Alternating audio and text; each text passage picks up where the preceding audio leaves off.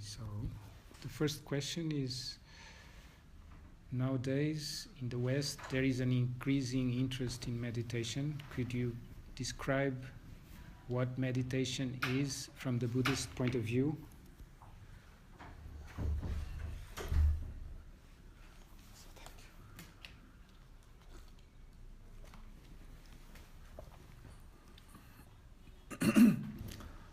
Generally speaking, meditation is very important. Whatever we do, we should do with concentration, and if we have a good meditation practice, then it is easier for us to do a concentration, because meditation can make you calm, make you peaceful,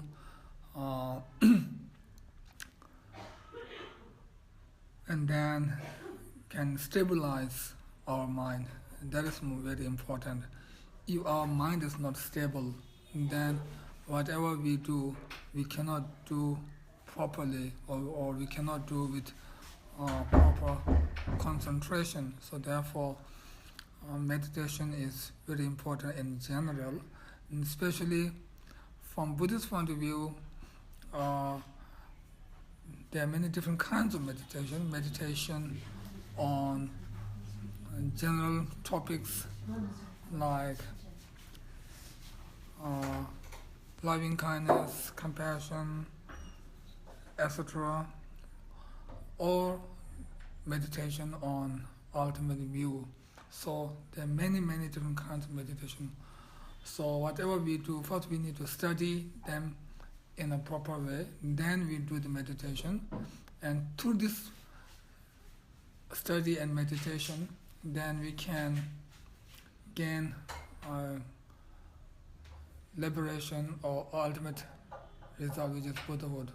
We should do all this based on pure moral conduct. Okay, so second question is, the teachings of the Buddha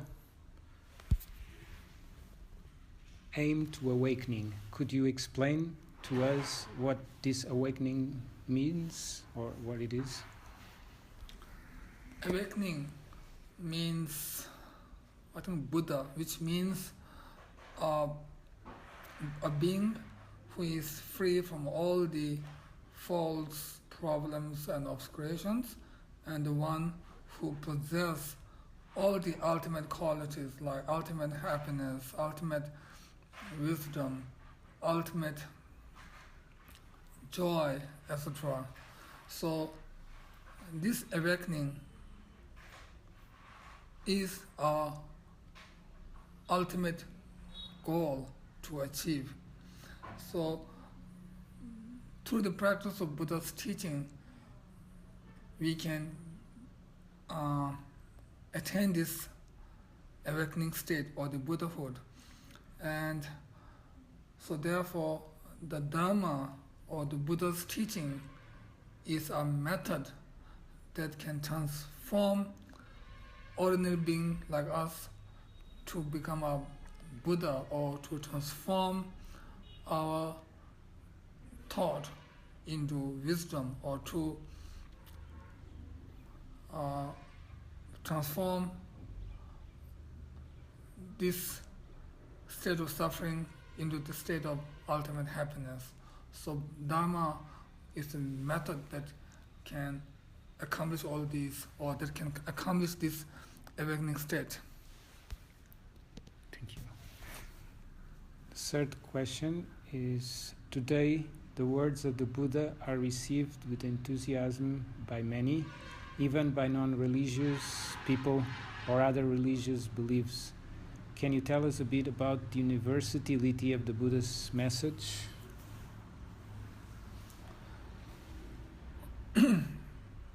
Yes,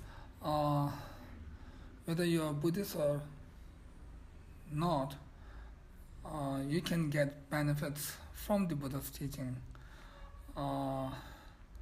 Like there are some general topics even non-Buddhists can study and practice, and they can also get benefits such as loving kindness and compassion.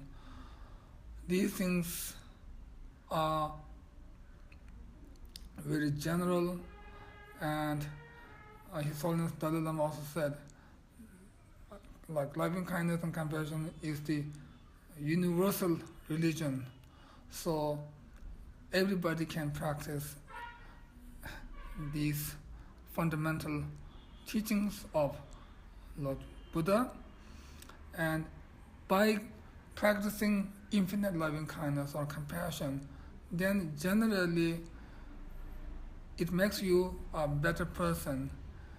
It suppresses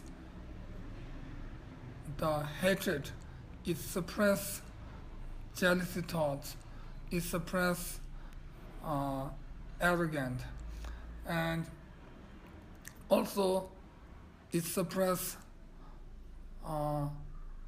prejudiced thoughts. At the moment, there are lots of violence or problems because people are prejudiced. They think their own side is better, their religion is better, or their race is better, or their country is better, and others not. So if we really practice loving kindness and compassion towards all the sentient beings, then there's no such bias. We love everybody, whether they are Buddhist follower or non-Buddhist follower, or whether they have religions or not, or whether they are human or not. We love every being. So if we have such loving kindness, compassion, then we don't have hatred towards anybody. We can't have hatred, we can't have anger towards anybody if we really have the genuine loving kindness and compassion, because having loving kindness and compassion towards all and having hatred towards anybody is opposite to each other. So through the practice of loving kindness and compassion, then generally or naturally we can prevail peace and harmony towards everybody in this world and beyond. And also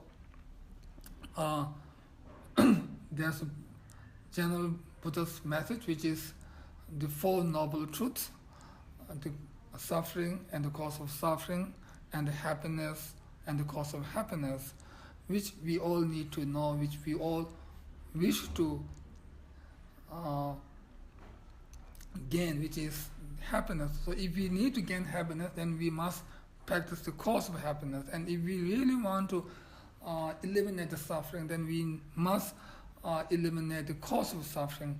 So if we really want peace and harmony or happiness, then we must follow the Buddha's Four Noble Truths. Thank you. So the fourth question is, from your own personal experience, what counsels could you offer to those who seek to continue family life and at the same time commit to Buddhist practice? Sorry. Counsel means? Sorry? Counsels is advices. Sorry. Yeah. What advices could you offer to those who seek to combine family life and commit to Buddhist practice? Actually, Buddhist practice not only mean to do sadhana or to go to temple and to attend the rituals or to receive empowerments or teachings. While we are doing mundane work, we can still practice Dharma. For example, in our family life, if we just live in harmony with the right intention, with the right motivation, if we just live in harmony, that is also a part of our Dharma practice. If we quarrel each other every day, then it won't make peace within the family. So there's a saying, if the family is not prosperous, then they cannot make others prosperous. So therefore, it is important whenever or whatever situation that we may face, we should not have negative thoughts when we are in the home or outside. If we are good at outside, and if we are in the house, if you call with family all the time, then it does not make a good family, or it does not make a happy life. And it will affect the children also. So fighting each other, quarreling each other is against the practice of Dharma. So just staying in peace and harmony with the right motivation, that itself is also a part of practice. So therefore, to do this, I think we need to let go our ego. If we think my decision is the best, my way is the best, then it is difficult to have a harmony with family members. So sometimes we have to think that my decision is not the best decision, or my way is not the best way. So anyway, we need to subdue our ego. We need to tame our ego. And we can tame our ego at any time, in family life or in mundane life, or when we are working in the office or everywhere, anywhere. So wherever we go, whatever we do, we should have good motivation. We should not deceive others. We should not cheat others. We should not harm others, and try to help others as much as possible in many different ways. Through mundane jobs also we can help others. So to be an honest person, to be a sincere person, and then to have right motivation, through these things we can help others and we can practice the Dharma. And then based on this, then we should do our sadhana and receive teachings, etc. Otherwise, just receiving teaching and doing sadhana, but at the same time we hate our family or we hate other people, and we continue to do this, then it means we are not connecting between our practice and our mind. If we connect, then means the practice is the cause, and having an impact on our mind is the result of our practice. So practice and our mind should have cause and effect relationship. If we have this, then naturally we are good person. We are friendly with everybody. Thank you.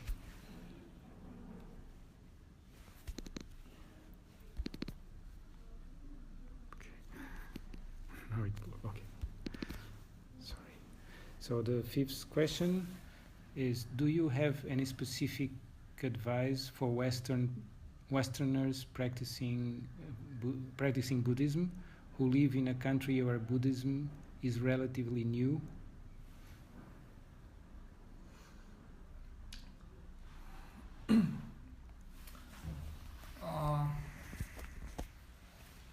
Actually, yes, for Westerners, the Buddhism is new, but I think the way they are entering into the Buddhist path is good, I think, because they are entering into the Buddhist path not just through blind faith, but with reasoning, with logical reasons, then they enter into the Buddhist path. So to become a good Buddhist, we need to have a logical reason to prove that this is a real path that can gain happiness. And also at the same time we should have the belief, we should have faith. So first we can check, first Westerners can check, and once you already investigated the path or the Dharma, then you should not change your mind. I think important is to continue. Once you enter into the path, you should continue your practice. You should not discontinue, or you should not change your mind. First, you can check carefully. Once you have already checked, then you should continue. So, faith and logicalism to combine together and then follow the path or follow the teachings of Lord Buddha is important. So you can have the faith through logicalism. So with these two together, then you should continue your practice. Thank you. And 6, you are a very important lineage holder. What is the importance of preserving the lineage and the teachings in the Buddha? The lineage and the teachings of the Buddha. What lineage means which? The lineage is the... Sakya lineage or Khan lineage? I think the question is more generally the importance of keeping a lineage in the Buddhist... Lineage of the... Yes, like the Sakya lineage or... Lineage of the teaching? The teaching, yes. Oh, okay. Uninterrupted lineage of teacher, student, which is something unique to the Buddhism in some way. Yeah, if... okay. So I will start from now, yeah? Okay, yes, no problem. It is important to preserve our lineage because then we have unbroken blessings of lineage gurus starting from Buddha up until now. We have unbroken lineage blessing, which is important. So it means the Buddha's blessing has been passed down up until now without interruption. So through this way we can receive more blessings, and also it becomes more authentic. So if the teaching has a lineage, then that teaching becomes authentic teaching or genuine teaching.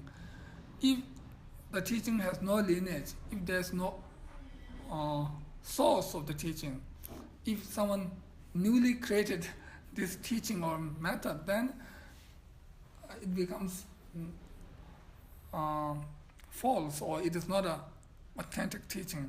So to have an authentic teaching, we must trace the source, which is passing down from Buddha up until now.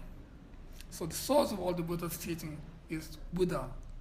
So through this lineage, not only we can trace the source, but also we can receive the unbroken blessings of Buddha.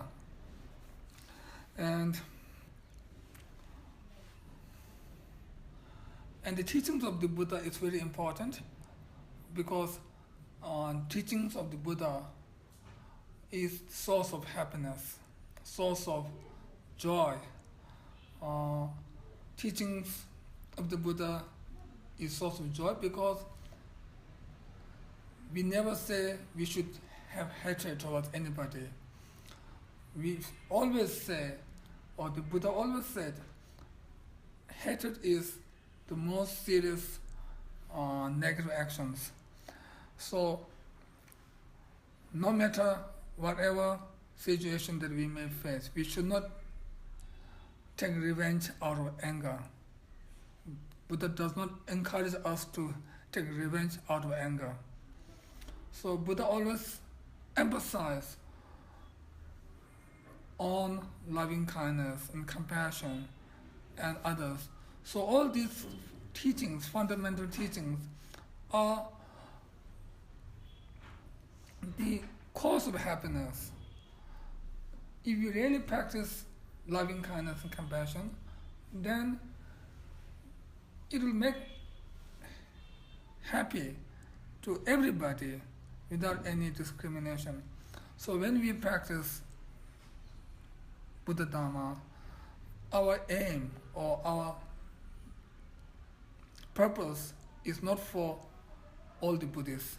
When we practice like refuge or bodhicitta or loving kindness and compassion, we always say for the sake of all the sentient beings. So which means we are practicing not only for all the Buddhists, we are practicing not only for our race or our countrymen or women, we are practicing for everybody. We are practicing for the welfare of all the sentient beings without any exception or any discrimination. So therefore, Buddha's teaching can really prevail peace and harmony, which we really need in this world and beyond. Thank you. The questions are finished. I just want to ask you to clarify one thing, because you mentioned on the lineage, the importance of the lineage is to keep the blessings from the Buddha. Most and people, also the source. The source. Most people might not be familiar what blessings mean. Well, how quick, in a short way, how would you describe what does that mean? The blessing coming from teacher to student.